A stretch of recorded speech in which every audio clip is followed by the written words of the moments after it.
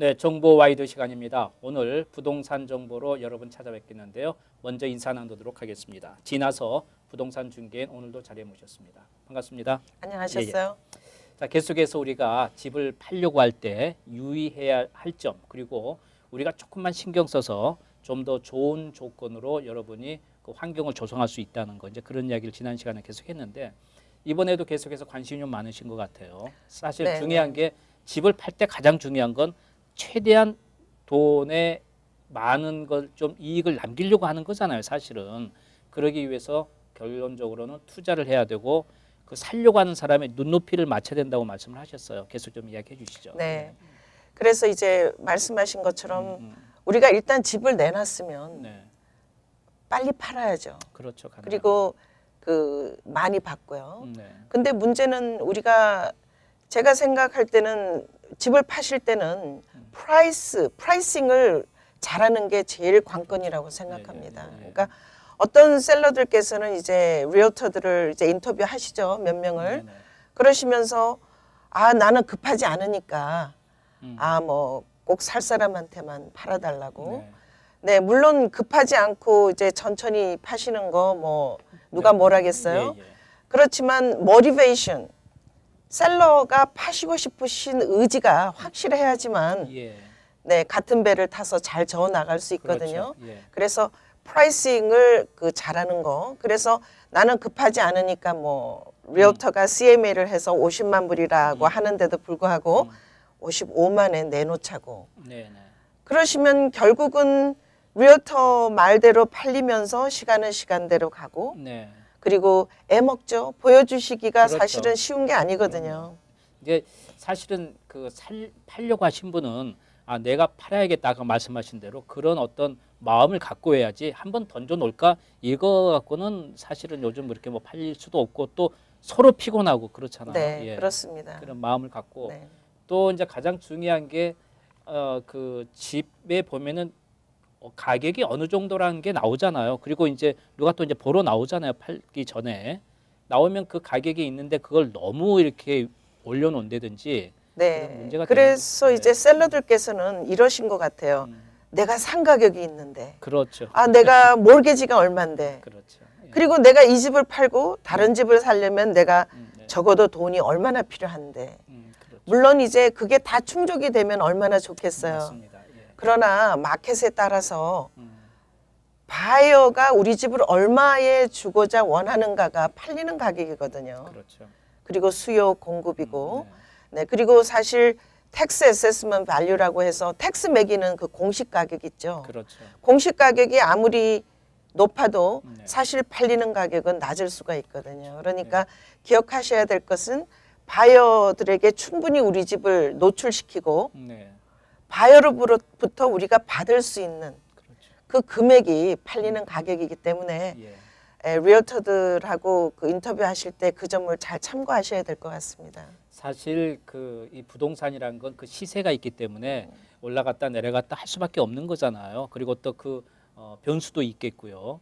근데 이제 보통 그 몇 년 사이에 그 주위에 집이 팔리는 그 평균을 놓고 이제 많이들 그렇게 하게 되죠. 맞습니다. 네.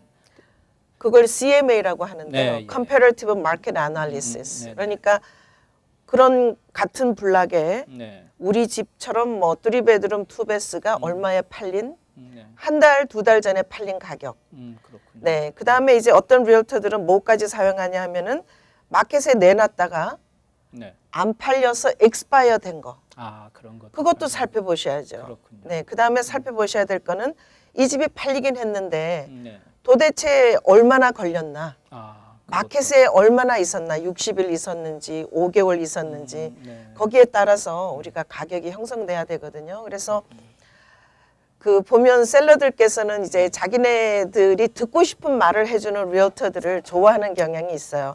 아, 뭐 예. 50만 불밖에 안 되는데 60만 불은 해주고. 받을 수 있습니다.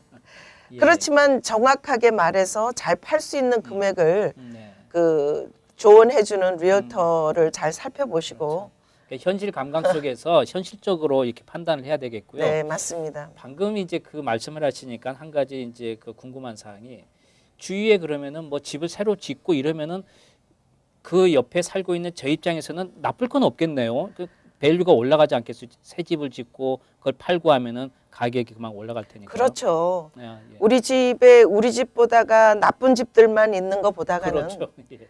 우리 집보다가 밸류가 더 높은 집들이 있으면 네. 우리 집도 따라서 상승이 되는 거니까요. 예.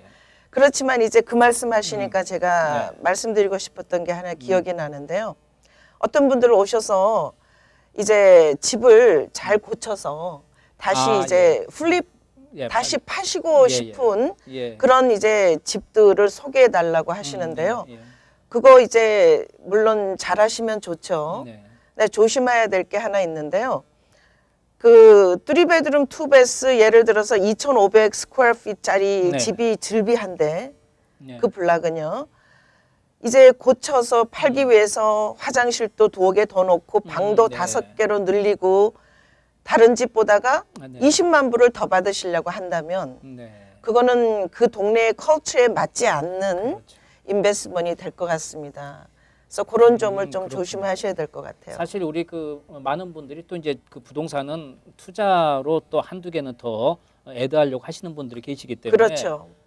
그런 분들은 조금 허름한 집을 고쳐서 리모델링을 한다든지 완전히 새롭게 한다든지 해서 가격을 높게 받으려고 하는데 예를 들어서 그 지역이 평균 50만 불짜리의 집들이 즐비해 있는데 갑자기 70만 불짜리를 만들어 놓으면 사실 그건 맞지가 않는 거죠, 사실은. 그렇죠. 그래서 그 동네 형성이 그렇군요. 학교 국민학교가 가깝기 때문에 네. 국민학교 다니는 아이 1명 정도 있는 분들 네. 그리고 갓 시작하는 패밀리가 있을지 모르는데 거기다가 갑자기 5베드룸에 4베스룸을 집어넣으시면 그 동네의 문화에 맞지 않는 거죠. 예, 그걸 조심하셔야 될 것 이제 같아요. 투자하실 분은 좀 더 허름한 싼 집을 구해서 좀 높게 좀 책정을 하려고 하는데 사실 그건 조금 벅찰 수고 있고 그 네. 환경에 맞게끔 그렇죠. 거기에 맞는 집을 고치든지 이제 그렇게 해야 된다는 이야기죠. 네. 그건 사는 입장에서 당연히 그렇죠. 갑자기 50만 불 집대인데 80만 불짜리를 대골 같은 집을 살려면 차라리 거기에 맞는 그쪽 밸류로 찾아보는 게 맞는 것이지 않겠어요? 그리고 그 동네에 맞는 그런 네. 집이 있어야 할 지역이 있잖아요. 그렇죠. 그런 쪽을 네, 뭐 볼간 카운티 같으면 이스트 힐이라든지 네. 사실 우리 한국 분들은 맨하탄 근접성을 보고 집을 많이 구하시고 그렇죠. 편리성을 예. 따지시는데요. 예. 다른 컬처의 분들은 이제 어디냐 전통적으로 이스트 힐이냐 예. 뭐 어디냐 이런 걸 많이 따지기 때문에 네네. 그런 문화도 살펴보셔야 될 것 같아요. 그런 것 같아요. 그래서 여러분께서 어느 예를 들어서 다른 조금 시골 지역 그냥 집 자체로만 보면 이 지역에서 한 100만 불짜리 그 값어치인데 네. 거기는 40만 불 이렇게 가격이 책정되고 그러지 않습니까? 결론은 이제 그런 어떤 가격 밸류에 따라서 모든 것을 우리가 좀 투자하시더라도 준비를 해야 되겠군요. 네, 맞습니다. 알겠습니다. 예. 자, 그러면 이렇게 여러분께서 집을 팔려고 하신 분이 지금 조금 전에 말씀하신 대로 그냥 이제 나는 급해서 빨리 놓아야 될 사람, 한번 내볼까 하는 사람, 또 아니면 사서 고쳐서 내놓을 하신 분들이 계시는데 급하게 내실 분들도 있잖아요. 그렇죠. 이제 예를 들어서 올 여름에 어디를 이사를 다른 주로 간다든지 이랬을 경우에는 그게 언제까지 내가 이 집을 팔아주세요.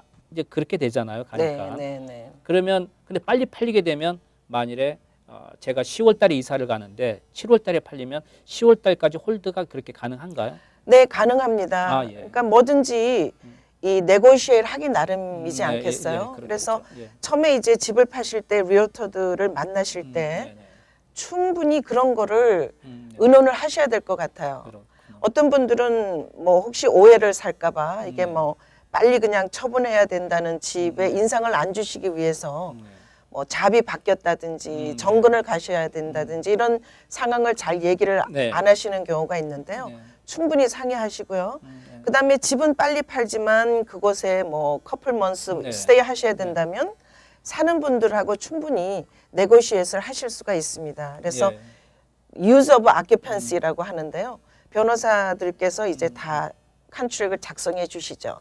이제 네. 사실 그 집이 제가 마음에 든다면 뭐 몇 개월 좀 기다려 주는 거 그게 무슨 뭐 큰 문제는 아니잖아요. 그렇죠. 그러니까 그런 상태에서는 여러분께서 충분하게 미리 이 이 편 그러니까 내 편이라고 생각하시고 부동산 중개인도 내 편이라고 생각하시고 모든 걸 털어놔야지 거기에 맞는 적정한 선에서 원하는 대로 갈 수가 있다는 네. 얘기죠. 예. 어떤 분은 집을 내놓으시고 이제 그 네고시에이트를 해서 억셉트를 하셨는데요. 다행히도 그 집이 계약이 됐어요. 네네. 이제 오퍼를 네네, 받아서 네네, 계약을 네네. 하셨는데 계약하시고 사인하시는 날 오셔가지고 내일 한국으로 들어가신대요. 그러니까 제가 예, 물론 예, 이제 예. 변호사님과 네. 제가 잘 끝마무리는 예, 예. 하겠지만 예, 예. 굉장히 당황한 적이 있었습니다. 그래 조금 여유는 주셔야 돼요. 네. 왜냐하면 이 변수라는 건 항상 우리가 살다 보면 있으니까 네. 좀 여유를 갖고 하시는 게 중요할 것 같습니다. 오늘 시간 다 됐는데요. 다음 네. 시간에 좀 계속 이야기 나누시죠. 네, 감사합니다. 감사합니다. 네.